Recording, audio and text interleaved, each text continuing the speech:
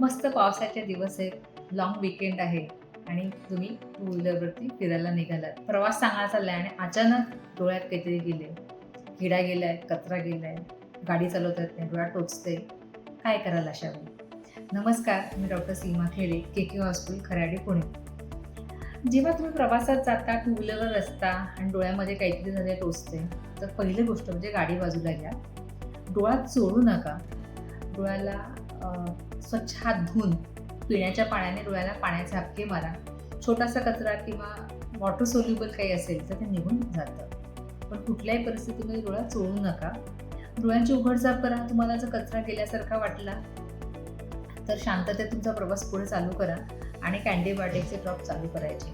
पण जर टोचत असेल, नंतर डोळा लाल झाला, तर मात्र अवश्य नेत्रतज्ञांना दाखवणं गरजेचं आहे. घरगुती उपाय किंवा घरच्या घरी डोळ्यामधला काही फॉरेन बॉडी आहे किंवा कचरा आहे तो काढण्याचा प्रयत्न करू नये. तो बुबुळला जर अडकलेला असेल तर त्याच्यामुळे इन्फेक्शन होऊ शकतं आणि आतमध्ये अजून ते कॉर्नियामध्ये किंवा बुबुळामध्ये खोलवर जाऊ शकतं आणि नंतर आम्हाला ते काढताना त्रास होतो.